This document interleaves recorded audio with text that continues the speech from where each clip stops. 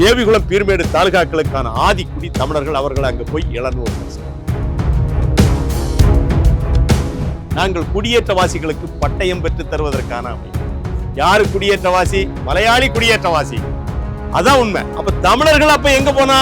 அவன் பூர்வக்குடி. அவன் பூர்வக்குடி.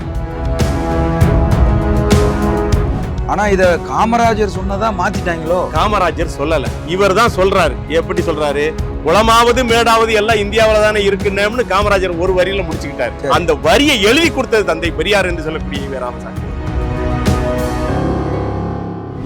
திருச்சியில் இருக்கக்கூடிய ரத்னவேல் தேவர் மாளிகையில இந்த ஈவே ராமசாமி நாயக்கரை போய் பார்த்து என்ன செய்யறாரு? எங்களுக்கு தேவிகுளம் பீர்மேடு வேணும். தேவிகுளம் பீர்மேடு நம்மளை விட்டு போனதுலயும் ஈவேராவோட துரோகம் இருக்கா? பெரிய துரோகம் இருக்கு அதுல. மலையாளத்தில் எழுத படிக்க தெரிந்தால் தான் வேலை ஒரு சட்டம் போட்டார் அவர். இப்ப நீங்க கேரளாவில் இருக்கக்கூடிய அரசு அலுவலகங்கள் கூட ஒரு புகார் கொடுக்கணும், நீங்க மலையாளத்துல தான் கொடுக்கணும். எங்க? தேவிகுளம் பீர்மேடு, பாலக்காடு, மன்னார்காடு, சித்தூர், நெய்யாற்றிங்கரை, நெடுமக்காடு, காட்டாக்கடை எல்லா ஊர்லயும் தமிழர்கள் பெரும்பான்மையாக இன்றைக்கு வாழக்கூடிய எந்த பகுதியாக இருந்தாலும் சரி, அவ என்ன செய்யணும்? மலையாளத்துல தான் அந்த பராதி பெட்டிஷனை எழுதி. ஜெயில தொடர்ந்து வேலைக்கு செய்யக்கூடியவர்களுக்கு லீவு கிடையாது. ஞாயிற்றுக்கிழமை மட்டும்தான் விடுமுறை. ஞாயிற்றுக்கிழமை அரசு அலுவலகம் இருக்காது. அவன் வேலை நாள்ல லீவு போட்டு போய் ஒரு மனு, ஒரு பள்ளிக்கூடத்தில் ஒரு வருமான சான்றிதழுக்காக கூட ஒரு தாய் தகப்பன் ஒரு நாள் முழுக்க. ஈழத்துல நடந்தது இனப்படுகொலை என்று சொன்னார். இங்க இன அழிப்பு நடந்தது. அதாவது கேரளா பகிரங்கமாக நாங்க குற்றச்சாட்டு நீ வழக்க போட்டு பாத்துக்கலாம். தேயிலை எடுக்கக்கூடிய பெண்களுக்கு நீங்க என்ன செய்யறீங்க? பஞ்சப்படிய 50 ஆண்டுகளாக உயர்த்தாமல் 8 பைசா இருந்ததை 7 பைசான்னு குறைச்சி 1 பைசா குறைச்சி 7 பைசாவில் வச்சிருக்கீங்க. அப்படி என்று கேட்டால் உங்களுடைய மனதிலே இருப்பது என்ன மாதிரியான வக்கரம் உங்களுடைய மனதில்? கேட்டா சிவப்பு கொடிய தூக்கிட்டு சிந்தாபாத் சிந்தாபாத். நான் கேட்கிறேன், வாட் இஸ் மீன் பை சிந்தாபாத்? அதுக்கு என்னடா இருக்கு? நீங்க தமிழ்நாடு போய் நீங்க பேசியிருக்க. நான் தமிழ்நாட்டுல இருந்து வந்திருக்கேன். நான் நாம் தமிழர் கட்சியில இருந்து வந்திருக்கேன். நான் களஞ்சிய மாநில ஒருங்கிணைப்பாளர். மூணாறுல ஒரு மேடையை போடுங்க. எவன் மேடையை போட்டாலும் மறுநாள் உள்ளது அடக்குமுறையில சூழல் கிடைச்ச சொல்லட்டுமா?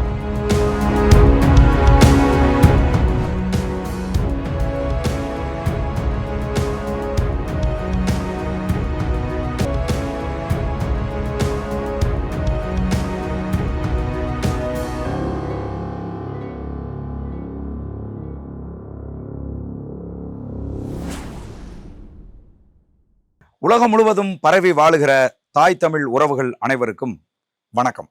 இன்னைக்கு நம்முடைய சோழன் சொல்வீச்சு வலையொலியில் 5 மாவட்ட விவசாய சங்கத்தினுடைய நிறுவன தலைவர் மதிப்புக்குரிய அண்ணன் பென்னிக்விக் பாலசிங்கம் அவர்களை சந்தித்து பேச இருக்கிறோம். அண்ணா வணக்கம். வணக்கம் அண்ணா. அண்ணா, இந்த மொழிவழி மாநிலங்கள் பிரிக்கப்பட்ட விதம் இருக்குல்ல, இந்தியா சுதந்திரம் அடைந்த பிறகு, அது குறித்து கொஞ்சம் விரிவா சொல்லுங்கண்ணா. மொழிவழி பிரிவினை கமிட்டி நீதியரசர் பசல் அலி அப்படிங்கிறவருடைய தலைமையில் 1956 உருவாக்கப்பட்டு அது நாடு முழுக்க பயணம் செய்ததாக சொன்னார்கள். அது நாடு முழுக்க பயணம் செய்ததா அப்படின்னு நமக்கு தெரியல. அதில் 2 உறுப்பினர்கள், ஒரு தலைவர் பசல் அலி, அவர் ஓய்வு பெற்ற நீதியரசர், இன்னொருவர் அமீர் குன்ஸ்ரோ, 3ஆமவர் கேரளாவை சேர்ந்த மரியாதைக்குரிய KM பணிக்கர். இந்த பணிக்கர் இந்த குழுவில இடம் பிடிப்பதற்காக சீனாவினுடைய தூதராக இருக்கிறார். அந்த காலகட்டத்திலே 55 அவர் சீனாவினுடைய தூதர் KM பணிக்கர். ஒரு வரலாற்று ஆசிரியர், பல புத்தகங்களை எழுதியவர். ஒட்டுமொத்தமாக இந்தியாவில் அன்றைக்கு இருந்த அறிவுஜீவிகள் அந்த KM பணிக்கர் ஒருத்தர். அவர் சீன தூதராக இருந்த பணிக்கரை தூக்கிட்டு வந்து இந்த குழுவில் போட்டது ஒரு மலையாள லாபி. அதை நாங்கள் பல காலமாக சொல்கிறோம். நாடு விடுதலை அடைவதற்கு முன்பாகவே ஒரு மலையாள லாபி டெல்லியில உட்கார்ந்துட்டு இருக்கு. அப்போ அவர்களுடைய திட்டப்படிதான் நம்ம KM பணிக்கரை என்ன செய்யறாங்க, அந்த கமிட்டியில கொண்டு வந்து போடுறாங்க. மொத்தம் 3 பேர் கொண்ட அந்த கமிட்டி நாடு முழுக்க பயணம் செய்யாமலேயே கருத்துக்களை ஆங்காங்கே கேட்டது. கருத்துக்களை கேட்டு என்ன செய்தது, ரொம்ப குறுகிய காலத்தில் ஓராண்டுக்குள்ளாகவே இவ்வளவு பெரிய நாட்டை என்ன செய்கிறார்கள், அவர்கள் மொழி வழியாக பிரிக்கிறார்கள். இப்போ நம்ம தமிழகத்திற்கும் கேரளத்திற்கும் எல்லை எப்படி பிரிக்கப்பட்டதுன்னா, மலை தான் நமக்கு, மேற்கு தொடர்ச்சி மலை தான் நமக்கு நடுவில் இருக்குது. அப்போ மலையினுடைய உச்சி அதான் எல்க, நம்ம அப்படித்தான் பிரிக்கிறோம். மலைக்கு உச்சிக்கு இந்த கிழக்க இருக்கிறது தமிழ்நாடு, உச்சிக்கு மேற்க இருக்கிறது கேரளா அப்படின்னு ஒரு எல்லையை வகுத்தாச்சு. இப்ப 6 இருக்கக்கூடிய பகுதியில இப்ப 2 மாநிலங்களுக்கு இடையே 6 இருக்குன்னா ஆற்றை மையமா வச்சு பிரிச்சாங்க. இது உலக நியதி. இதுதான் உலகத்துல 2 நாடுகளை பிரிக்கணும்னா ஒண்ணு மலையை வச்சு பிரிப்பான், இல்லாட்டா ஆற்றை வச்சு பிரிப்பான். இப்ப நமக்கு கேரளாவுக்குமான இந்த பிரிவினை என்பது மலையை வைத்து பிரிக்கப்பட்டது. இதுல நேர்மையாக அவர்கள் நடந்திருப்பார்கள் என்று சொன்னால் இன்றைக்கு முல்லை பெரியாறு கேரளாவில் இருந்திருக்காது, தமிழகத்திலே இருந்திருக்கும். பவானி சிறுவாணி எல்லாம் கேரளாவுக்குள்ள போகாமலே தமிழ்நாட்டுக்குள்ளே ஓடி இருக்கும். அது இந்த பக்கத்துல நெய்யாற்றிங்கரை அணை, அந்த நெய்யாற்றிங்கரை அணை இன்னைக்கு தமிழகத்தில் இருந்திருக்கும். கூடுதலாக இந்த பரம்பிக்குளம் ஆழியாறு பாசனம் என்று சொல்லக்கூடிய உலக நீரியல் அதிசயம் என்று சொல்லக்கூடிய அந்த PAP பாசன திட்டத்தில் வரக்கூடிய பரம்பிக்குளம், பெருவாரிப்பள்ளம், தூணக்கடவு இன்றைக்கு 3 கேரளாவில் இருக்கு. அது தமிழகத்தோடு இருந்திருக்கும். அப்போ ஒரு மிகப்பெரிய பரப்பு கேரளாவில் இன்றைக்கு இருக்கக்கூடிய 15 தாலுகாக்கள் அப்படின்னா, நமக்கு திருவனந்தபுரம் மாவட்டத்தில் நெய்யாற்றிங்கரை, நெடுமங்காடு, காட்டாக்கடை, இங்க பக்கத்துல புனலூர் விட்டாச்சுன்னா கோணி தாலுகா, அந்த பக்கம் தேவிகுளம், பீர்மேடு, உடுமஞ்சோலை, மலப்புரம் மாவட்டத்தில் நிலம்பூர், பாலக்காடு மாவட்டத்தில் பாலக்காடு, சித்தூர், மன்னார்காடு, இந்த 3 தாலுகா, வயநாடு மாவட்டத்தில் வயநாடு, கல்பற்றா, மானந்தவாடி, சுல்தான் பத்தேரி, எல்லா வைத்திரி எல்லாமே இன்றைக்கு தமிழகத்தோடு இருந்திருக்க வேண்டும். அதுதான் நியாயமான பிரிவினை. அந்த நியாயத்தை கடைபிடிக்காத காரணத்தினால் இன்னைக்கு தமிழகம் என்ன செய்தது? கேரளா அடிப்படையில அது வந்து தமிழகத்தோட இருந்திருக்கணும், அதுதான் நியாயமான பிரிவினைன்னு நீங்க சொல்றீங்க. அவங்க அங்க வாழ்ற தமிழர்கள் அப்படிங்கிறத வச்சா, மக்கள் தொகை அடிப்படையில் அன்றைக்கு தமிழர்கள் அங்கே பெரும்பான்மையாக இருந்தார். குறிப்பாக எடுத்துக்கொண்டோம் என்று சொன்னால், மலப்புரம் மாவட்டத்திலே நிலம்பூர் அன்றைக்கு தமிழர்கள் பெரும்பான்மையாக வாழ்ந்த பகுதி. இதை விட ஒரு சின்ன எடுத்துக்காட்டுல நான் உங்களுக்கு சொல்ல விரும்புகிறேன். அன்றைக்கு தேவிகுளம் தாலுகாவில் 1957 காலகட்டத்திலே தேவிகுளம் தாலுகாவில் 92% தமிழர்கள், 92%. பீர்மேடு தாலுகாவில் அன்றைக்கு உடுமஞ்சோலை தாலுகா கிடையாது, இந்த தேவிகுளம் பீர்மேடு தான் 2 தாலுகா. அப்போ அன்றைக்கு தேவிகுளத்தில் 92%, பீர்மேட்டிலே 86% தமிழர்கள். இது எப்படி கேரளாவுக்கு போச்சு? கூடுதலாக இன்றைக்கு தேவிகுளம் தாலுகாவில் இருக்கக்கூடிய மறையூர் ஒரு முக்கியமான மலை கிராமம். ஆதி தமிழர்கள் வாழ்ந்ததற்கான எச்சம் இருக்கக்கூடிய பகுதி இந்த மறையூர், காந்தலூர், வட்டவடை, கோவிலூர், ஒரு 28 மலை கிராமங்கள் முழுக்க முழுக்க தமிழர்கள். இன்றைக்கும் நீங்க போடி மெட்டில இருந்து மூணாறு போனீங்கன்னா, போடி மெட்டில இருந்து மூணாறு ஒரு 32 கிலோமீட்டர், ஒரு மலையாளி கிடையாது இப்ப வரைக்கும். அந்த பக்கம் மூணாறுல இருந்து நீங்க வந்து சின்னாறு வனத்துறை சோதனை சாவடி, திருப்பூர் மாவட்டம் உடுமலைப்பேட்டைக்கு வரக்கூடிய சாலையில ஒரு மலையாளி இல்லை. மறையூர்ல மட்டும் கொஞ்சம் மலையாளி இருக்கிறாங்க, அவர்களும் குடியேறிகள். இன்னும் சொல்ல போனால் இடுக்கி மாவட்டத்திலே தேவிகுளம், பீர்மேடு, உடுமஞ்சோலை, இந்த 3 தாலுகாவில் இருக்கக்கூடிய மலையாளிகளும் குடியேறிகள் தான். இன்றைக்கு அவர்களை வந்து மலையாளிகள் என்ன சொல்றான்? குடியேற்றவாசிகளே அப்படின்னு தான் சொல்லுவாங்க. யார? அங்க இருக்கக்கூடிய தேவிகுளம், பீர்மேடு, உடுமஞ்சோலையில் இருக்கக்கூடிய மலையாளிகளை, அவர்களுக்கான அமைப்பு அங்க இருக்கு. இப்ப எடுத்துக்காட்டுக்கு ஹைரேஞ்ச் சமரச்சன சமிதின்னு ஒரு அமைப்பு இருக்கு. அது என்ன சொல்லுதுன்னு கேட்டா, நாங்கள் குடியேற்றவாசிகளுக்கு பட்டயம் பெற்று தருவதற்கான அமைப்பு. யாரு குடியேற்றவாசி? மலையாளி குடியேற்றவாசி. அதான் உண்மை. அப்ப தமிழர்கள் அப்ப எங்க போனா? அவன் பூர்வக்குடி. அவனுடைய காலம் என்னன்னு பார்த்தா, விஜயநகர பேரரசு படையெடுப்பு தமிழகத்திலே நடந்த போதே முதுவான் அப்படிங்கிற ஒரு சமூகம் என்ன செய்தான்? மேலே ஏறிட்டான். தன்னுடைய குடும்ப பெண்களை பாதுகாப்பதற்காக, இந்த வந்தேரி வடுக அரசிடமிருந்து தங்களுடைய குடும்ப பெண்களை பாதுகாப்பதற்காக என்ன செய்யறான்? அவன் போன இடம் தான் மூணார். அந்த மூணாறுல இருக்கக்கூடிய முருகன் கோவில் முதுவான்கள் கட்டியது. அதனாலதான் நான் ஏன் சொல்ல வரேன்னா, 1986 கேரள மாநில அரசு வந்து ஒரு சட்டம் போடுறான். என்ன செய்யறான்? கேரளாவினுடைய முதல் ஆதிவாசி பஞ்சாயத்து இடைமலைக்குடி பஞ்சாயத்துன்னு சொல்றான். கேரளா அதிர்ந்து போச்சு. என்னடா எல்லாம் முதுவா இருக்கிறான், எல்லாம் தமிழாளு, இவ என்னடா வயநாடு மாவட்டத்தில் 60% ஆதிவாசி இருக்கிறோம் நாம, இவன் என்ன இடைமலைக்குடியை போயிட்டு தேவிகுளம் தலைவருடைய இடைமலைக்குடியை போயிட்டு இவன் ஆதிவாசி பஞ்சாயத்தில் அறிவிக்கிறான்னு பார்த்தா, அதற்கு பின்னால் ஒரு நீண்ட வரலாறு இருக்கிறது. அப்ப தேவிகுளம், பீர்மேடு தாலுகாக்களுக்கான ஆதிக்குடி தமிழர்கள். அவர்கள் அங்க போய் 700 வருஷம் ஆயிடுச்சு. எப்படி இழந்தோம்? ஏன் விட்டு கொடுத்தோம்? விட்டு கொடுப்பதற்கு காரணம், அன்றைக்கு KM பணிக்கர் அந்த குழுவுக்கு வந்ததற்கான பிரதான காரணம், கேரளாவிற்கு குறைந்தபட்ச நிலத்தை தமிழகத்திலிருந்து எடுக்க வேண்டும். அதான் திட்டம். அன்னைக்கு ஆட்சி அதிகாரத்தில் இருந்த காங்கிரஸ் கட்சியினுடைய ஒரு உடன்பாடு இருக்கு. சரி, அன்றைக்கு சத்தியமூர்த்தி ஐயருக்கும் நம்முடைய பெருந்தலைவர் காமராஜருக்கும் இடையே ஒரு நெருக்கடி ஓடிட்டு இருக்கு. இன்னொரு பக்கம் ராஜாஜி, இன்னொரு பக்கம் சத்தியமூர்த்தி, இன்னொரு பக்கம் காமராஜர். இந்த 3 பேருக்கு, பெருந்தலைவர் காமராஜ், இந்த 3 பேருக்கு இடையிலான நெருக்கடியில நம்ம ஈவே ராமசாமி என்று சொல்லக்கூடிய தந்தை பெரியார் உள்ள வந்தாச்சு. அவர் தான் என்ன செய்யறாரு? பச்சை தமிழர்னு ஒரு பட்டத்தை பெருந்தலைவர் காமராஜருக்கு கொடுத்து கையில் எடுத்து வச்சுக்கிட்டார். இந்த மொழிவழி பிரிவினை கமிட்டியினுடைய உறுப்பினரான KM பணிக்கர் அன்றைக்கு தமிழ்நாட்டில் வந்து என்ன செய்யல? முதலமைச்சரை பார்க்கவில்லை. தெரிஞ்சுக்கட்டும், இந்த தமிழ் சமூகம் தெரிஞ்சுக்கோங்க. அன்றைக்கு தமிழகத்தினுடைய முதல்வராக இருந்த பெருந்தலைவர் காமராஜரை வந்து KM பணிக்கர் பார்க்கல. KM பணிக்கர் பார்த்தது யார? திருச்சியில் இருக்கக்கூடிய ரத்னவேல் தேவர் மாளிகையில இந்த ஈவே ராமசாமி நாயக்கரை போய் பார்த்து என்ன செய்யறாரு, எங்களுக்கு தேவிகுளம் பீர்மேடு வேணும். தேவிகுளம் பீர்மேடு நம்மளை விட்டு போனதுலயும் ஈவேராவோட துரோகம் இருக்கா? பெரிய துரோகம் இருக்கு அதுல. அவர் வந்து பார்த்த உடனே அவர் சொல்றாரு, தினத்தந்தி பத்திரிகை கொடுத்த பேட்டி இன்றைக்கு சமூக வலைதளங்கள்ல இருக்கு, பார்க்கலாம். தினத்தந்தி ரிப்போர்ட்டர் கேட்கிறார், தேவிகுளம் பீர்மேடு கேரளாவுக்கு போயிடுச்சு தெரியுமான்னு கேட்கிறாரு. தெரியுமே, அது அங்க போனது உங்களுக்கு வருத்தம் இல்லையா கேட்குறேன். எதுக்கு வருத்தப்பட, எல்லாம் இந்தியாவில தானே இருக்கு. இது சொல்றது யாரு? தந்தை பெரியார் என்று சொல்லக்கூடிய ஈவே ராமசாமி நாயக்கர். ஓஹோ. தினத்தந்தியில் இன்னைக்கு அந்த பேட்டி இருக்கு, பார்க்கலாம் நம்ம. ஆனா இத காமராஜர் சொன்னதா மாத்திட்டாங்களோ? காமராஜர் சொல்லல, இவர் தான் சொல்றாரு. எப்படி சொல்றாரு, குளமாவது மேடாவது எல்லாம் இந்தியாவில தானே இருக்குன்னு காமராஜர் ஒரு வரியில முடிச்சுக்கிட்டாரு. அந்த வரியை எழுதி கொடுத்தது தந்தை பெரியார் என்று சொல்லக்கூடிய ஈவே ராமசாமி நாயக்கர். பணிக்கர் இவர் தானே பாக்குறாரு வந்து. சரிதான். கேஎம் பணிக்கர் இவர் தான், ஈவே ராமசாமி நாயக்கர் தான் வந்து பாக்குறாரு. நாயக்கர் தான் சொல்றாரு எல்லாம் ஒண்ணுதான், எங்க இருந்தா என்ன. ஆனால் ஒரே ஒரு விடயம், அந்த தேவிகுளம் பீர்மேட்டில் வாழ்ந்த தமிழர்கள், தேயிலை தோட்ட தொழிலாளர்கள், அவன் எப்படிப்பட்ட ஒரு வாழ்க்கையை வாழ்கிறான் என்று இந்த ராமசாமி நாயக்கர் அங்க போய் பார்க்கல. ஒரு தடவை கூட போனதில்லை. தேவிகுளம் பீர்மேடு பகுதியில வாழுகிற மக்கள் அனைவரும் தமிழர்கள் அப்படிங்கிறதையும் இவருக்கு தெரியாது. தெரியும், தெரியாம எப்படி இருக்கும். அன்னைக்கு தான் பக்கமா விடுதலையிலையும் குடியரசுலையும் எழுதிக்கிட்டு இருக்கக்கூடிய ஒரு ஆளுக்கு தேவிகுளம் பீர்மேட்ல யார் இருக்காங்கன்னு தெரியாதா? தெரியும். ஆனால் கூட அவருக்கு என்ன இல்ல, விருப்பம் இல்லை. காரணம், கேஎம் பணிக்கர் வந்து கேட்டுட்டாரு. அதாவது ஈவேரா வந்து செய்த தமிழின துரோகங்கள்லேயே முதன்மையான மிகப்பெரிய துரோகமால இருக்குது. இது மிகப்பெரிய துரோகம் என்று சொல்வதை விட இது கிட்டத்தட்ட ஒரு பெரிய பரப்பு. தேவிகுளம் பீர்மேடுங்கிறது ஒரு பெரிய பரப்பு. சரி. கூடுதலாக 2016ஆம் ஆண்டு கேரள மாநில சட்டமன்றத்திலே அந்த நிதிநிலை அறிக்கையை தாக்கல் செய்யும் போது சொல்றாங்க, 14 விழுக்காடு வரி வருவாய் தேவிகுளம் பீர்மேட்ல இருந்து கிடைக்கிறது. ஓ, அதான் விஷயம். காரணம், தேவிகுளம் பீர்மேடு உலக சுற்றுலா வரைபடத்தில் இருக்கக்கூடிய 2 தாலுகா. உலக சுற்றுலா வரைபடத்தில் இருக்கு. நீங்க தேக்கடிக்கு போய் பார்த்தீங்கன்னா நூற்றுக்கணக்கான வெளிநாட்டுக்காரன் படுத்து கிடக்கிறான். அந்நிய செலாவணியை அள்ளி கொடுக்கக்கூடிய 2 பகுதி தேவிகுளம் பீர்மேடு. இந்த தேவிகுளம் பீர்மேட்ல 14% வரி வருவாய் வருதுன்னு சொல்லி கேட்டா அந்த சுற்றுலா எந்த அளவுக்கு அங்க மேம்படுத்தப்பட்டிருக்கு. தமிழ்நாட்டில் இருந்திருக்க வேண்டிய பகுதி. எவ்வளவு பெரிய பரப்பை நாம தூக்கி கொடுத்தாச்சு.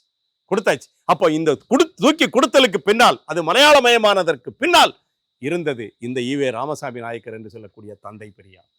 அதை யாரும் மறுக்க முடியாது. பெரியாரிய தோழர்களுக்கு நான் ஒண்ணு சொல்ல விரும்புகிறேன். நம்முடைய சோழன் சொல்வீச்சு மூலமாக நேருக்கு நேராக விவாதிக்க நாங்கள் தயாராக. தேவிகுளம் பீர்மேடு கேரளாவிற்கு போனதற்கு பின்னால் இருக்கக்கூடிய துரோகத்திற்கு மிக முக்கியமான காரணம் இந்த ஈவே ராமசாமி நாயக்கர் என்பதை சொல்வதற்கு நாங்க தயாரிக்க. மேடை போடுங்க வரோம், நான் வரேன், நான் ஒரு கூட்டத்தோட வரேன். எந்த கூட்டம்? அங்க பாதிக்கப்பட்டவர்களை கூட்டிட்டு வரேன். அன்னைக்கு இருந்த தமிழ் ஆதரவாளர்கள், தமிழ் அரசியல்வாதிகள் இதை வந்து எதிர்க்கலையா, மறுக்கலையா? அன்னைக்கு பேரறிஞர் அண்ணாவுக்கு ஒரு கருத்து இருந்துச்சு. இந்த தேவிகுளம் பீர்மேடு கேரளாவுக்கு போகக்கூடாதுன்னு சொல்லக்கூடிய கருத்து அவருக்கு இருந்துச்சு. கூடுதலாக வடக்கலையில் போராடி கொண்டிருந்த நம்முடைய மாப்போ சிவஞானம் ஐயா, மங்களங்களார் போன்றவர்களுக்கு திருத்தணி வட எல்லையிலேயே அவர்களுக்கு வேலை அதிகமா இருந்தா இங்க வர முடியல. கூடுதலாக திருவிதாங்கூர் தமிழர் காங்கிரஸ் என்ற ஒரு கட்சியை உருவாக்கி 14 எம்எல்ஏக்களை கேரளாவில் வைத்திருந்த நம்முடைய மார்ஷல் நேசமணி இங்க வந்தார், மூணார் வந்தார். சரி.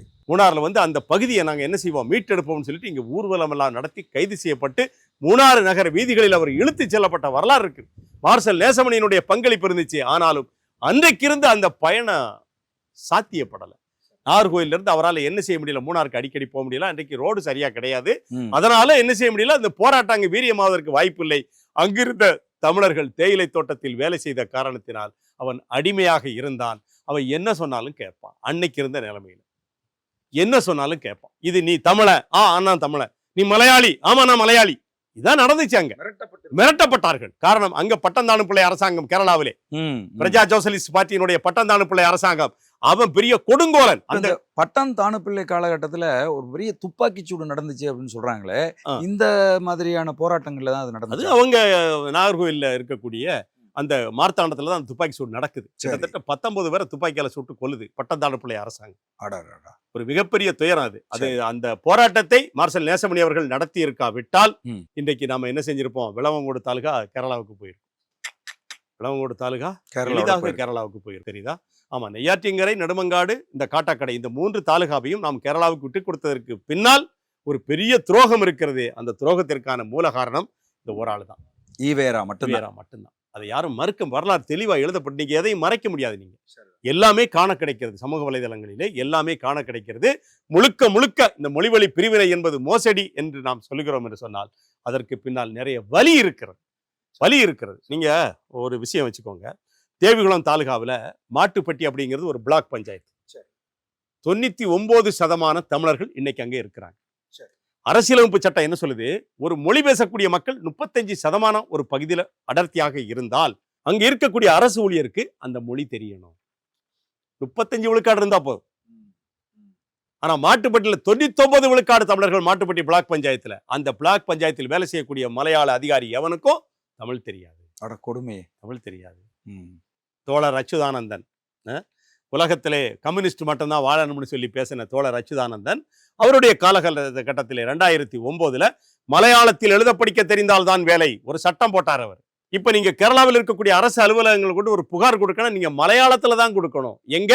தேவிகுளம், பீர்மேடு, பாலக்காடு, மன்னார்காடு, சித்தூர், நெய்யாற்றிங்கரை, நெடுமக்காடு, காட்டாக்கடை எல்லா ஊர்லயும் தமிழர்கள் பெரும்பான்மையாக இன்றைக்கு வாழக்கூடிய எந்த பகுதியாக இருந்தாலும் சரி, அவ என்ன செய்யணும்?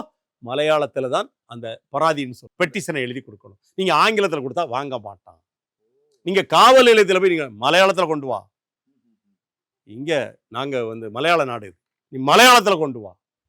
தேவிகுளம் தாலுகா ஆஃபீஸில் நீங்கள் பார்த்தீங்கன்னா நூற்றுக்கணக்கான தமிழர்கள் இந்த பிள்ளைங்க படிக்கிற விஷயமா இந்த பள்ளிக்கூடம் திறந்தாச்சு இல்லையா, நூற்றுக்கணக்கான ஆணு பெண்ணு என்ன செய்வாங்க, இந்த மலையாளத்தில் இந்த பெட்டிஷன் எழுத வாசலில் உட்காந்துருப்பான் இல்லையா, அங்கே போய் வரிசையில் வரிசையில் நின்று எழுதணும், மலையாளத்தில் எழுதணும். என்ன மாதிரியான நாட்டில் நம்ம வாழ்ந்துட்டு 90% தேவிகுளம் பீர்மேடு தாலுகாவில் வாழக்கூடிய தமிழர்கள் என்ன செய்யறான்? வரிசையில் நின்று ஒருத்தரோட மலையாளத்தில் எழுதி வாங்கிட்டு அவன் கொண்டு கொடுத்துட்டு இருக்கா. அதில் ஏதாவது பிழை இருந்துச்சுன்னா போய் திருத்திட்டு வேணா மறுபடியும் வரிசையில் அவன் வரணும்.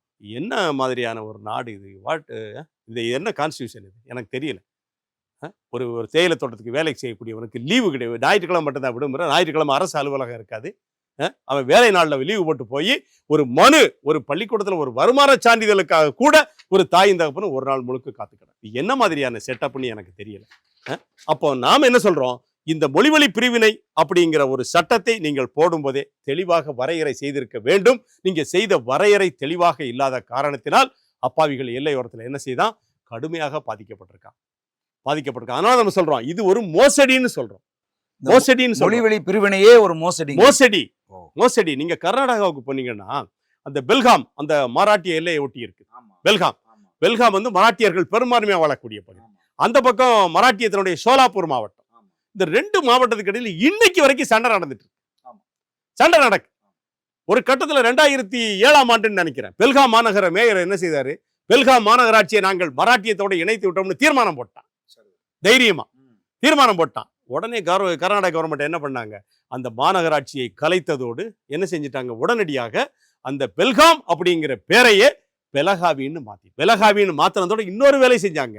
பெங்களூர்ல இருக்கு சட்டமன்ற கட்டடம் விதான் சௌதா, அதனுடைய ஒரு பிராஞ்ச அங்க கொண்டு போய் வச்சுட்டான். குளிர்கால கூட்டத்தொடர் இப்ப எங்க நடக்கு? பெலகாவில நடக்கு. இதை கண்டித்து என்ன செய்தாங்க? மராட்டியம் கோர்ட்டுக்கு போகும்போது 1967 மகாஜன் அப்படிங்கிற ஓய்வு பெற்ற நீதிபதி தலைமையில் ஒரு கமிஷன் போட்டாங்க. அந்த மகாஜன் கமிஷன் அறிக்கை இன்றைக்கு வரைக்கும் வெளியிடப்படல. ஏன் வெளியிடப்படல? அதை வெளியிட்டா மறுபடியும் நாடு என்ன செய்யும்? மறுபடியும் ஒரு பிரிவை நோக்கி போகும்னு சொல்லிட்டு என்ன செய்யறாங்க? மகாஜன் கமிட்டியினுடைய அறிக்கைகளை குப்பையில் தூக்கி போட்டு வச்சு. சரி அண்ணா, இப்போ இவ்வளவு குளறுபடி எல்லா மாநிலத்துக்குமே ஏற்பட்டிருக்கு அப்படின்னு சொன்னா இந்த மொழிவழி மாநில பிரிவினையை மறு ஆய்வு செய்யணுமா? இல்ல, இது செஞ்சா ஒரு நிறைய விடுதலைகள் கிடைக்கும். அடிமைத்தனம் நிறைய இருக்கு, பார்த்துக்கோ, நிறைய இருக்கு. இப்ப நான் ஒரு எடுத்துக்காட்டுக்கு சொன்னேன். மூணாறுல இருக்கக்கூடிய ஒரு தமிழை, ஒரு தேயிலை தோட்ட தொழிலாளி படிக்கக்கூடிய தன்னுடைய பிள்ளைக்கு சாதி சான்று வாங்குறதுக்கு தாலுகா ஆபீஸுக்கு போனா என்ன கேட்கறான் தெரியுமா? சாதி சான்று வேணும்னா அந்த மொழிவழி பிரிவினைக்கு முன்னால் இருக்கக்கூடிய இருப்பிட சான்றை கொண்டு வா. இருப்பிட சான்றுன்னு ஒண்ணு இருக்கு இல்லையா? இருக்கும். ஆமா. அது 1956க்கு முன்னால் இருக்கக்கூடிய மொழிவழி பிரிவினை அந்த இருப்பிட சான்றை நீ கொண்டுட்டு வந்துட்டு உன்னுடைய சாதி சான்றை வாங்கிட்டு போ அப்படின்னு கவர்மெண்ட் சொல்லுது. முன்னாள் எம்எல்ஏ AK மணி ஒரு பச்சை தமிழர், 3 முறை தேவிகுளம் சட்டமன்ற உறுப்பினராக காங்கிரஸ் கட்சியில் இருந்திருக்கிறாரு. இன்றைக்கு காங்கிரஸ் கட்சியினுடைய கேரள மாநில துணை தலைவராக இருக்காரு. அவருடைய மகனுக்கு சாதி சான்று கேட்க போகும்போதும் இதான் நிலைமை. மணியால பேச முடியல. மணியால என்ன செய்ய முடியல? எம்எல்ஏன்னு பேச முடியல. இது என்ன மாதிரியான ஒரு செட்டப் சொல்லுங்க பாப்போம். வேலைக்கு போவானா, தன்னுடைய வயிற்றை கழிப்பானா, வெறும் 400 ரூபா சம்பளம் எஸ்டேட்ல, இந்த 400 ரூபா சம்பளத்துக்கு வேலைக்கு போயிட்டு 2 பிள்ளைய 3 பிள்ளைய பெற்றிருப்பான். இது என்ன மாதிரியான ஒரு நாட்டில் நம்ம வாழ்ந்துட்டு இருக்கோம் சொல்லுங்க. ஆக மொழிவழி பிரிவினைக்கு பின்னால் இருப்பது மிகப்பெரிய துயரம். இந்த கேரளாவில் பக்கம் பக்கமா எழுதுவாங்க, எம்டி வாசுதேவன் நாயர், வைக்கம் முகமது பஷீரா, அவர் இவர், உலகத்துல மிகப்பெரிய இலக்கியவாதிகள்லாம் கேரளாவில் தான் இருக்கிறான். ஆனால் ஒருவன் கூட அந்த தேவிகுளம் பீர்மேட்டில் நடந்த இந்த அவலங்களை, 150 வருஷமாக நடந்து கொண்டிருக்கக்கூடிய அவலங்களை, மொழிவழி பிரிவினைக்கு பின்னால் ஏற்பட்டிருக்கக்கூடிய துயரங்களை பேசல. எத்தனையோ கதைகளை கேரளாவில் எடுத்தாங்க. ஆனால் ஒரு கதை கூட இந்த தமிழர்கள் அந்த மூணாறு மண்ணிலே, பீர்மேட்டு மண்ணிலே 150 வருடமாக படக்கூடிய துயரங்களை, அந்த அவர்களுக்கு நிகழ்த்தப்படக்கூடிய கொடுமைகளை பற்றி ஒரு இலக்கியம் பேசல, ஒரு திரைப்படம் பேசல கேரளா. என்ன இலக்கியம் உங்களுடைய இலக்கியம்? என்ன இலக்கியவாதி நீங்கள்லாம்? இது சொல்லப்போனா அதிகமா அவார்டு வாங்கக்கூடிய திரைப்படங்கள் கேரளாவில் எடுக்கப்படும் ஒரு காலத்தில். இன்றைக்கு குறைஞ்சிருச்சு. அது அவார்டுக்காகவே படம் எடுத்த காலமெல்லாம் இருக்கு. எவனாவது ஒருவன் அந்த முண்டக்காயத்துக்கு மேல வந்து இவ்வளோ பிரச்சனை உங்களுக்கு இருக்க, நான் இதை படமா எடுக்க போறேன்ட்டு ஒரு படைப்பாளி, ஒரு இலக்கியவாதி, ஒரு வீதி நாடக கலைஞன் எவனாவது ஒருவன் அதை பத்தி பேசட்டும் பார்ப்போம். அங்க உள்ள 150 வருஷத்துக்கு முன்னால கட்டி கொடுத்த வீட்டுல வாழ்ந்துட்டு இருக்கான். பார்த்தோம். வெட்டி முடிங்கிற இடத்துல ஒரே நாள்ல 92 பேர் மண்ணோட மண்ணா போயிட்டான்.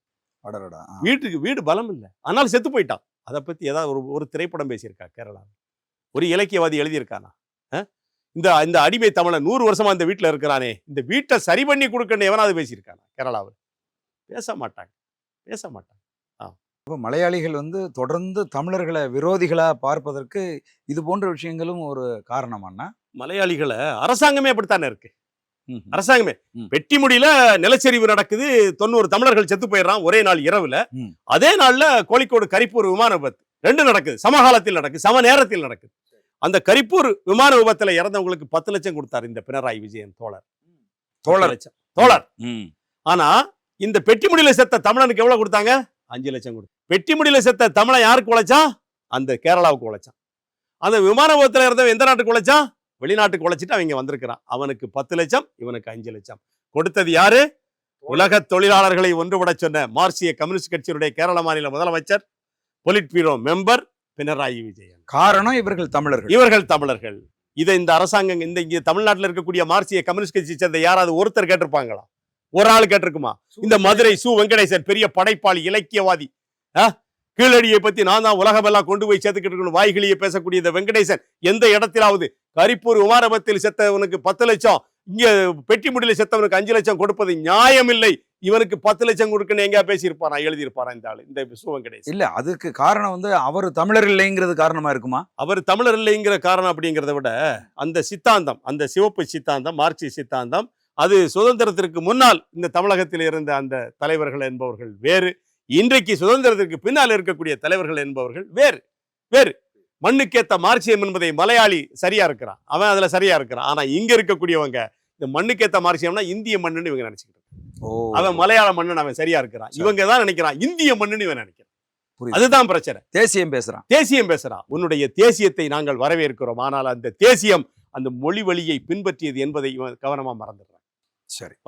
சரிண்ணே, இப்போ இவ்வளவு தூரம் போய் பூர்வ குடிகளாக இருக்கக்கூடிய தமிழர்கள் கேரளாவுக்குள்ள போய் சிக்கிட்டு இருக்காங்க.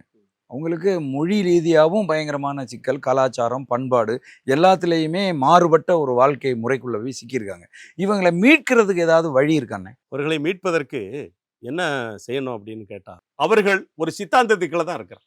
ஒரு விஷயம் தெரிஞ்சுக்கணும். நீங்க தேவிகுளம் மூணாருக்கு போயிட்டு நான் வந்து ஒரு தமிழன் அப்படின்னா முதல்ல என்ன கேட்கிறான்? எனக்கு எந்த ஊருன்னு கேட்பான். எந்த ஊருன்னு கேட்பான். இன்னைக்கு இருக்கிற 2ஆம் முறை தான் அடிமையாக இருக்கிறோம் என்பதை அவனுக்கு நாம் இன்னும் உணர்த்தல. அதுதான் செய்தி. நீ அடிமையா இருக்கிறடா, உனக்கு இங்க எதுவுமே இல்லை, உனக்கு அரசு வேலை இல்லை, 2008-09க்கு பிறகு உனக்கு அரசு வேலை இல்லைன்னு சொல்லி அவனுக்கு சொல்றதுக்கு ஆள் இல்லை. அரசு வேலை இல்லையா? இல்ல. மலையாளத்துல எழுத படிக்க தெரியணும்ல அவனுக்கு. மலையாளத்துல படிக்கும் போது மலையாளம் சொல்லி கொடுக்கப்படலையா? அதான் விஷயம். தமிழ்நாட்டில் இருமொழி கல்வி, கேரளாவில் எல்லையோரத்தில் இருக்கக்கூடிய தமிழர்கள் பெரும்பான்மையாக வாழக்கூடிய பகுதியில் இருக்கக்கூடிய தமிழ் பள்ளிக்கூடங்கள்லையும் இந்த தமிழ்நாடு சிலபஸை ஃபாலோ பண்றாங்க. அங்கே இருமொழி கல்வி. ஆனால் கேரளாவில என்ன? மும்மொழி கல்வி. அங்க மலையாளம், ஆங்கிலம், ஹிந்தி ஒரு விருப்ப மொழியாக அங்க இருக்கு. ஆனால் தமிழர்களுக்கு தமிழ், ஆங்கிலம் 2 மொழி தான். மலையாளம் அவனுக்கு கற்றுக் கொடுக்கப்படவில்லை. இப்ப நாங்க 5 வருஷமா சொல்லிட்டு இருக்கோம், தமிழர்களுக்கு நீ மலையாளத்தை ஒரு விருப்ப மொழியாக கற்றுக்கொடு. தமிழ், ஆங்கிலம், மலையாளம் 3 மொழி எங்க தமிழ் பிள்ளைகளுக்கு சொல்லிக் கூட நாங்க கேட்டுட்டு இருக்கோம். அதாவது கேரள அரசினுடைய கட்டுப்பாட்டில் இருக்கக்கூடிய தமிழர்கள் பெரும்பாரியா வாழுகிற நிலப்பகுதியில இருக்கிற பள்ளிகள்ல மலையாளம் சொல்லிக் கொடுக்கப்படலையா? இல்ல. தமிழ் ஆங்கிலம் தமிழ்நாடு சிலபஸ் கேட்டா சொல்றாங்க தமிழ்நாடு சிலபஸா ஃபாலோ பண்றோம். அது என்ன இது கொடுமையா அதான் இருக்கு? தெரியல. அப்ப நாம என்ன கேட்கிறோம், உன்னுடைய பிள்ளைகளுக்கு மும்மொழியை நீ கற்றுக் கொடுப்பது போல எங்க பிள்ளைகளுக்கு நீ மலையாளத்தை சொல்லிக் கொடு நம்ம நீ சொல்றோம். சொல்லிக் கொடுத்தா தான் இவங்க அரசு வேலைக்கு போக முடியும். போக முடியும். அந்த நெருக்கடி இருக்கு. இவன் தமிழ் ஆங்கிலத்தை படிச்சுட்டு என்ன செய்யறான், 5 வரைக்கும் தான் அங்க படிப்பான் கேரளாவில் நம்ம ஆளுங்க. 5க்கு பிறகு தமிழ்நாட்டுக்கு வந்துருவான் படிக்கிறதுக்கு. அடுத்த சிக்கல் நமக்கு உருவாகுது. இங்க வந்து படிக்கிறான், இங்க ஹையர் எஜுகேஷன் வரைக்கும் இங்க படிச்சிருவான். சரி, முடிச்சிட்டு அங்க போவான், எம்ப்ளாய்மெண்ட் ஆபீஸுக்கு போவான் கேரளாவில். ஆன்லைன்ல பதிய போகும்போது இந்த சான்றிதழ்கள் எல்லாம் தமிழ்நாட்டுல படிச்சதா போடான்ருவான். தமிழ்நாட்டுல போய் பதிட்டு புறக்கணிச்சிருவான். அவன் அங்க இருந்து இங்க வருவான். இங்க இவன் அடிச்சு பார்ப்பான், ஏய் நீ வந்து பை பர்த் கேரளாமா, நம்ம ஆளுங்க, நீ பிறந்தது கேரளாவில், இங்க உன்னை பதிய முடியாது, நீ அங்க போய் பதிச்சுக்கோ. இல்ல இப்ப நான் தமிழர்கள் வந்து எம்எல்ஏவா இருந்திருக்காரு 3 தடவைன்னு சொல்றீங்க. இப்ப அவரு அதற்காக குரல் கொடுக்கலையா? பேசுனா என்ன நடக்கும்? என்ன அடுத்த சீட்டு கொடுக்க மாட்டாங்க. அதான் நடக்கும். ஒரு எம்எல்ஏ தேவிகுளத்துல 1957 கணபதி முதல் எம்எல்ஏ தமிழர். கணபதிக்கு பின்னால அவரு 3 முறை எம்எல்ஏ. சரி, அவருடைய தம்பி கிட்டப்ப நாராயணசாமி ஒரு தடவை எம்எல்ஏ. சுந்தரமாணிக்கம் ஒரு தமிழ் எம்எல்ஏ. ஆக 1952 இருந்து தொடர்ச்சியாக இன்றைக்கு வரைக்கும் தமிழர்கள் மட்டும்தான் அங்க எம்எல்ஏ தேவிகுளத்துல. ஒரு தமிழர் கேரள சட்டமன்றத்திலே எங்களுடைய தமிழர்களுக்கு வீடு கட்டி கொடுத்து 100 வருஷம் ஆச்சடா, இந்த வீட்டை மாத்தி கொடுறான்னு ஒரு தமிழர் கேரள சட்டமன்றத்துல கேட்கல. எங்களுக்கு வருமான சான்றிதழை கொடுறா, நீ எங்களுடைய மொழியை ஒரு ஆட்சி மொழியாக நீ அறிவிச்சு எங்க பகுதியிலேயாவது குறைந்தபட்சம் எங்களுடைய அந்த பெட்டிஷனையாவது தமிழ் எழுதுக்கு அனுமதி வாங்கி கொண்டு ஒருத்தர் இவர்கள் பேச மாட்டார்கள். இந்த எம்எல்ஏ ஜெயிச்சு கேரளாவுக்கு போன உடனே இந்த இப்ப இருக்கிற எம்எல்ஏ ராஜா தமிழ்ல பதவி ஏற்றாருன்னு சொல்லிட்டு தமிழ்நாட்டுல சிபிஎம் காரங்க எல்லாம் கொண்டாடினாங்க. தமிழில் பதவி ஏற்றார் எம்எல்ஏ. அது சரி. விஷயம் என்ன தெரியுமா, கேரள சட்டமன்றத்துக்கு முதல்ல போன கணபதியும் தமிழ்ல தான் பதவி ஏற்றாரு. அது சரி. ராஜேந்திரன் தமிழ்ல தான் பதவி ஏற்றாரு. ஏக்கமணி தமிழ்ல தான் பதவி ஏற்றாரு. ஆனா இப்ப இருக்கக்கூடிய இந்த சமூக வலைதள உலகத்துல என்ன செய்யறாங்க, சு வெங்கடேசன்லாம் போடுதாப்புல கீச்சில, ஐயோ கேரளாவில் ஒரு மார்க்சிய எம்எல்ஏ தமிழில் பதவி ஏற்றார். கடைசியில தமிழ்ல பதவி ஏற்றார் ராஜா, இப்ப பதவி அவருக்கு இல்ல. ஓஹோ, புடிங்கிட்டாங்களா? பதவியை புடுங்கியாச்சு. தகுதி நீக்கம் செய்யப்பட்டிருக்கிறார். எர்ணாகுளம் உயர் நீதிமன்றத்தால் அவர் என்ன செய்யப்பட்டிருக்கிறார், தகுதி நீக்கம் செய்யப்பட்டிருக்கிறார் ராஜா. ஓஹோ, ஒரு இந்துவால் அவர் கிறிஸ்தவனா இருந்து இந்துன்னு சொல்லி போலியாக சான்றிதழ் கொடுத்து ரிசர்வ் தொகுதியில் நின்றாருன்னு சொல்லிட்டு என்ன செஞ்சுட்டான், அவர் ஏத்து நின்ற காலனி குமார் என்கிற காங்கிரஸ் வேட்பாளர் அவருடைய பதவியை என்ன செய்ய பிடிக்கி விட்டாச்சு. முடிஞ்சு போச்சு. அண்ணே, இப்ப இந்த அங்க தமிழர்களுக்காக பேசுவதற்கான இயக்கங்கள், அரசியல் கட்சிகள் இப்படி எதுவுமே இல்லையா? தமிழர்களுக்காக ஒட்டுமொத்தமாக கேரளாவில் அப்படி வச்சுக்கலாம் 50 லட்சம் தமிழர்கள் இருக்கிறோம். காசர்கோடுல இருந்து கன்னியாகுமரி வரைக்கும் 50 லட்சம் தமிழர்கள் இருக்கும். குறிப்பாக 15 தாலுகாக்களில் அடர்த்தியாக இருக்கிறோம். நான் முதல்ல சொல்லிட்டேன், அந்த 15 தாலுகா. ஆமா, பாரசாலையில தொட்டு என்ன நெய்யாற்றிங்கரையில் ஆரம்பிச்சு வைத்திரி மானந்தவாடி சுல்தான் பத்தேரி வரைக்கும் 50 லட்சம் தமிழர்கள் வாழ்கிறோம். இந்த 50 லட்சம் தமிழர்களுக்காக பேசுவதற்கு ஒரு தமிழ் தலைவர் அங்க இல்ல, தமிழ் அமைப்பும் இல்ல. இருக்கு, சின்ன சின்ன தமிழ் அமைப்பு இருக்கு. அவங்க என்ன செய்வாங்கன்னா அந்த கேரள மாநில அரசோடு இணக்கமாக இருந்து கொள்வாங்க. உரிமையை பத்தி பேசினா இவனை புள்ளி வச்சிருவாங்க. நாங்கள் அங்க போயிட்டு என்ன செஞ்சோம், கேரள தமிழர் பெடரேஷன் ஒண்ணு ஆரம்பிச்சோம். கடைசியில என்னோட இருந்த எல்லாரும் பேரையும் வழக்கு. அதுல ஜெயபால் எங்க மச்சா ஒருத்தர் என்ன செஞ்சாங்க, கையில விலங்கு போட்டு மூணாறு டவுன்ல எழுதிட்டு போனாங்க. நீ தமிழ் வெறிய தோன்ற அன்வரோட ஆளு நீ அப்படின்னு சொல்லிட்டு அவரை கையில விலங்கு போட்டு எழுதிட்டு போனாங்க. இன்னொருத்தர் மன்னர்னு சொல்லிட்டு அவர் ஒரு பத்திரிகை, முன்னணி பத்திரிகையினுடைய செய்தியாளர், அவரை தூக்கி கொண்டு ஜெயில போட்டாங்க. இங்க தமிழ் உணர்வே கூடாது. அதையும் மீறி 2011 முல்லைப்பெரியாறு பிரச்சனை எழுத போது டிசம்பர் 28ஆம் தேதி மூணார் நகரத்துல ஒரு பெரிய ஊர்வலத்தை நடத்தும். 124 பேர் மேல வழக்கு போட்டுச்சு கேரள காவல். அந்த 124 பேரும் அங்க வரவே இல்லை. அதுக்கு பிறகு எல்லாம் பிழைக்கிறதுக்காக திருப்பூர் பக்கம் கோயம்புத்தூர் பக்கம் போயிட்டாங்க. அடக்குமுறை அன்றைக்கு இல்ல, பட்டந்தாள் பிள்ளை காலத்துல இல்ல, பினராயி விஜயன் காலத்திலும் அடக்குமுறை ஒடுக்குமுறை அங்க இருக்கு. அதை யாரும் மறுக்க முடியாது. தமிழர்களுக்கு எதிரான அடக்குமுறை இருக்கு. அதை மறுக்க முடியாது. நீங்க தமிழ்ல போய் நீங்க பேசிருக்க. நான் தமிழ்நாட்டுல இருந்து வந்திருக்கேன், நான் நாம் தமிழர் கட்சியில இருந்து வந்திருக்கேன், நான் களஞ்சிய மாநில ஒருங்கிணைப்பாளர், மூணாறுல ஒரு மேடையை போடுங்க. எவன் மேடையை போட்டாலும் மறுநாள் உள்ள போயிடுவான். அந்த அடக்குமுறையில சு வெங்கடேசன் சொல்லட்டும் பார்ப்போம். அந்த அடக்குமுறை இருக்கு இல்லைன்னு யாரும் மறுக்க முடியாது. ஆனா இங்க இந்த மதுரை தொகுதியில வெங்கடேசனுக்கு முன்னால் நின்றது விக்ரமன் சொல்லக்கூடிய ஒரு கேரளாவை சேர்ந்த ஒரு நாயர் அனுப்பாட். பொலிட் பீரோவுக்கு தேர்ந்தெடுக்கப்பட்டிருக்கக்கூடிய வாசுகி தோழர், காசர்கோடு சொந்த ஊர், ஒரு மலையாளி. வாசுகியினுடைய தகப்பனார் உமாநாத் மலையாளி, அம்மா பாப்பாவுமா, இவர்கள்லாம் தமிழக சட்டமன்றத்தை அலங்கரித்தவர்கள். கேரளாவில் ஒரு தமிழ் எம்எல்ஏ இந்த தேவிகுளத்தை தவிர்த்து, ரிசர்வ் தொகுதியை தவிர்த்து ஒரு தமிழன் எங்க எம்எல்ஏ நிப்பாட்டிருக்கீங்களா? 140 சட்டமன்ற தொகுதியில் கேரளாவில் சுதந்திரத்திற்கு பிறகு. புரியுது இல்ல, நிப்பாட்டல. நீல லோகிததாச நாடார்னு ஒருத்தர் திருவனந்தபுரத்துல ஜெயிச்சு மந்திரியா இருந்தார் கொஞ்ச நாள். அவர்கிட்ட கேட்டா அவர் என்ன சொன்னாரு, நான் இங்க உள்ள ஆளுதான், மலையாளி தான். ஒரு தமிழனை சொல்லுங்க பாப்போம். 140 சட்டமன்ற தொகுதி இருக்கு கேரளாவில். ஒரு தமிழை நாங்க இந்த இடத்துல நிப்பாட்டியிருக்கோம், சொல்லுங்க பாப்போம், சொல்லுங்க பாப்போம். வயநாட்டுல நிப்பாட்டிருக்கீங்களா? மானந்தவாடியில் நிப்பாட்டினீங்களா? வைத்திரியில் நிப்பாட்டினீங்களா? எங்க நிப்பாட்டினீங்க? நிலம்பூர்ல நிப்பாட்டிருக்கீங்களா? இல்ல. இப்ப சமீபத்துல நிலம்பூர்ல எம்எல்ஏ வாரது ராஜினாமா செய்த PV அன்வர் ஒரு கருத்தை முன் வச்சார். அதை நிலம்பூரை 2ஆ பிரிக்கணும், நிலம்பூர் சட்டமன்றத்தை 2ஆ பிரிச்சு ஒரு தமிழனுக்கு வாய்ப்பு கொடுக்கணும்னு சொன்னார். அரசியல காணாம போயிட்டான். அவரை ஒழிச்சு கட்டிட்டாங்க. அவரை ஒழிச்சு கட்டியாச்சு இடைத்தேர்தல் சரிதான். அந்த நிலம்பூருக்கு. ஆக கேரளாவில் இருக்கக்கூடிய 140 சட்டமன்ற தொகுதியில இந்த தேவிகுளத்தை தவிர்த்து ஒரு தமிழன் எங்கேயும் நிக்க முடியாது, நிக்க வைக்கப்படல. அதுவும் தேவைகுளத்துல எப்படி நிக்க முடியுது அப்படின்னா அது ரிசர்வ் ரிசர்வ் தொகுதி. அதுபோல 20 நாடாளுமன்ற தொகுதி இருக்கு கேரளாவில். அந்த 20 நாடாளுமன்ற தொகுதியில இதுவரைக்கும் ஒரு தமிழன் நிப்பாட்டப்படவில்லை. சரிதான். மார்க்சிஸ்ட் கம்யூனிஸ்ட் கட்சி, காங்கிரஸ், பிஜேபி யாரும் இதுவரைக்கும் நிறுத்தல. ஒன்று.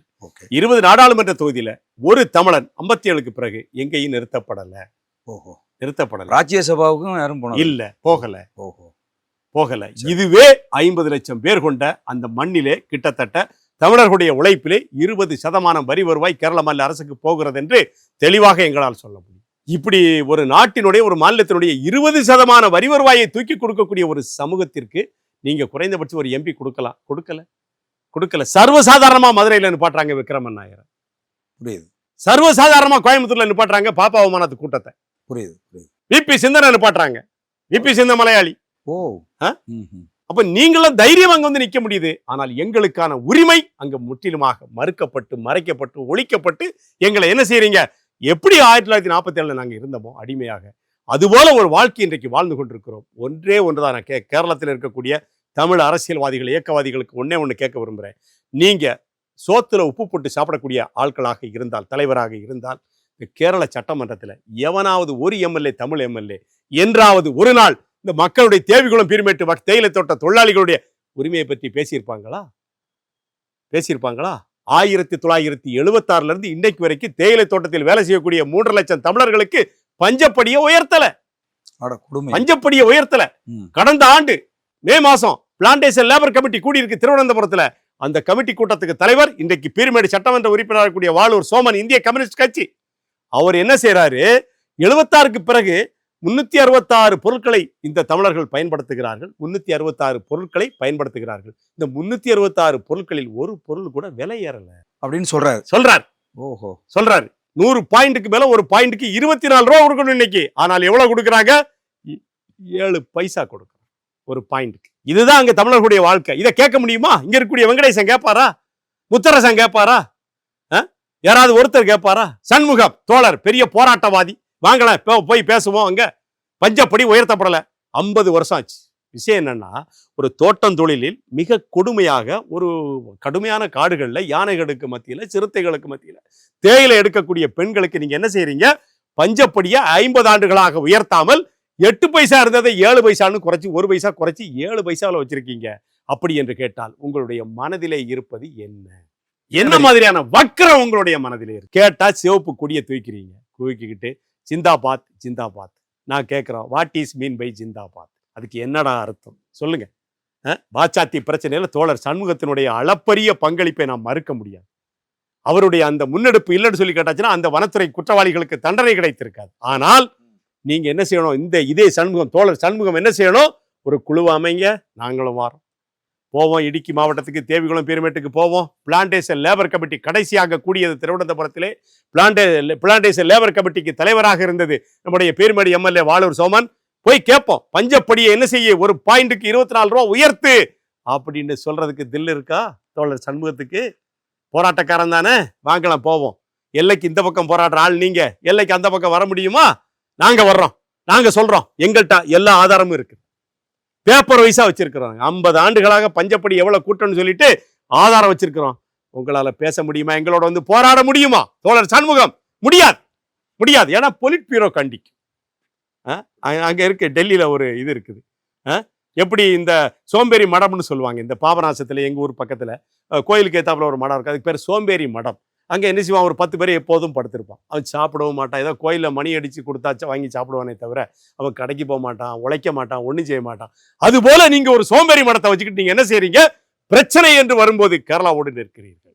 2011 முல்லை பெரியாறு பிரச்சனை, பொலிட் பீரோ கூடுது. பொலிட் பீரோ போட்ட தீர்மானம் என்ன? கேரளாவுக்கு பாதுகாப்பு, தமிழ்நாட்டுக்கு தண்ணீர். அதனுடைய அர்த்தம் என்ன? அணையை உடைக்கணும். போட்டது யாரு? இந்த பொலிட் பீரோ. நாங்க எப்படி ஏத்துக்கிற முடியாது? அது சரி. நாங்க எப்படி ஏத்துக்கிற முடியும்? சொல்லுங்க. பாலஸ்தீனத்துக்கு குரல் கொடுக்கிறீங்க, வரவேற்கிறோம்.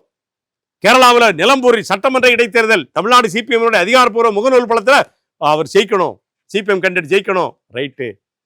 இங்க இருக்கக்கூடிய தமிழர்களுடைய அந்த வறுமையில, அந்த கொடிய வாழ்க்கையில உங்களுடைய நிலைப்பாடு என்ன? சொல்லுங்க. நீங்க ஒரு கேள்வியை வைக்கிறோம். தமிழ்நாடு சிபிஎம் மாநில கமிட்டி என்ன செய்யணும்? ஒரு அறிக்கை வெளியிடுங்க. தேவிகுளம் பெருமேட்டில் இருக்கக்கூடிய தோட்டம் தொழிலாளிகள் நிம்மதியாக வாழ்கிறார்கள், ஒரு அறிக்கை வைங்க பாப்போம். வைக்க முடியுமா? வைக்க முடியாது. வைக்க நீங்க தயார் இல்ல. வைக்க தயாரானா பொலிட் பீரோ என்ன செய்வாங்கிறது போன் வரும் டெல்லியில இருந்து. எப்படி காங்கிரஸ் கட்சிக்கு போன் வருமோ, எப்படி பிஜேபிக்கு போன் வருமோ, அது மாதிரி இவங்களுக்கு பொலிட் பீரோ போன் வரும். வந்து நிறுத்த அப்படிமா, நிறுத்த அப்படிமா. இது ஒரு மிகப்பெரிய துரோகம். ஆக மொழிவழி மாநிலங்கள் பிரிக்கப்பட்ட பிறகு தமிழர்களுக்கு, கேரளாவில் வாழுகிற தமிழர்களுக்கு நடந்து கொண்டு இருக்கக்கூடிய அனைத்துமே தமிழ் இன துரோகம், துரோகம், துரோகம். ஈழத்துல நடந்தது இனப்படுகொலை என்று சொன்னால், இங்க இன அழிப்பு நடந்தது. அதாவது கேரளாவில் பகிரங்கமாக நாங்க குற்றம் சாட்டுறோம். நீ வழக்க போட்டுக்கோ, பாத்துக்கிட்டு தான் நாங்க. ஏன்னா அழிப்புங்கிறது பெரிய வார்த்தையா இருக்கு. வார்த்தை தான். அதை நாங்க இந்த என்னுடைய 35 ஆண்டு கால இந்த பயணத்துல நான் உணர்ந்திருக்கிறேன். ஈழத்துல ஒரே நாள்ல கொண்டுட்டான். இங்க கொஞ்சம் கொஞ்சமா கொண்டு எங்களுக்கான உரிமை எங்கன்னு அங்க கேட்கிறோம். ஒரு 15 பாயிண்ட் கொடுக்குறோம் கேரளா கவர்மெண்ட். எப்ப 2015 பொம்பளை உரிமை போராட்டம் 2015 15 பாயிண்ட் கொடுக்குறோம். சரி, இதையாவது நிறைவேற்று. நாங்க ஒண்ணு கடைசியா கேட்கிறேன். 150 ஆண்டு காலம் ஆயிடுச்சு அங்க தமிழர்கள் போய் உழைப்பதற்காக போய். அந்த 150 ஆண்டு காலத்தில் அவர்களுக்கான சொந்த நிலம் எவ்வளவு? எத்தனை பேர் சொந்த வீட்டில் இருக்கிறான்? 2009 ஒரு 2000 பட்டா கொடுத்தார் அச்சுதானந்தன். குட்டியார் வேலி அப்படிங்கிற பகுதியில் 2000 பட்டா கொடுத்தாங்க. இதுதான் அவர்களுடைய நிலம். இதுல பாதி பேர் மலையாளிக்கு வித்துட்டான், பாதி பேர் மலையாளிக்கு வறுமையின் காரணமாக வித்துட்டான். இதுதான் இந்த கேரள அரசாங்கம். உலகத்திலேயே மக்களால் தேர்ந்தெடுக்கப்பட்ட முதல் கம்யூனிசம் அரசாங்கம் அமைந்த கேரளாவில் என்ன செய்யறான்? 2008 ஒரு 2000 பேருக்கு பட்டா கொடுக்குறான், தமிழாளுகளுக்கு பட்டா கொடுக்குறான். இதை தாண்டி இந்த கேரள அரசாங்கம் அங்கு வாழக்கூடிய 3.5 லட்சம் தோட்ட தொழிலாளிகளுக்கு செய்தது என்ன? சரிதான். என்ன? சரிதான், சரிதான். இதுக்கு பதில் இருக்கா? கேரளாவில் பதில் இருக்கா? தமிழ்நாட்டில் பதில் இருக்கா? கேட்டா சமூக நீதி அரசு நீங்களும் சொல்றீங்க, அவங்களும் சொல்றாங்க. புரியுது. சொல்றாங்க. கொஞ்சம் கொஞ்சமாக இது ஸ்லோ பாய்சன் நம்ம சொல்றோம் இல்லையா? அது கொஞ்சம் கொஞ்சமாக தமிழர்களை அங்கிருந்து அப்புறப்படுத்தக்கூடிய வேலை தான் நடந்துட்டு இருக்கு. இது காலம் இன்னும் 10 ஆண்டுகள் அங்க தமிழர்களுடைய எண்ணிக்கை குறைவதற்கு வாய்ப்பு இருக்கு.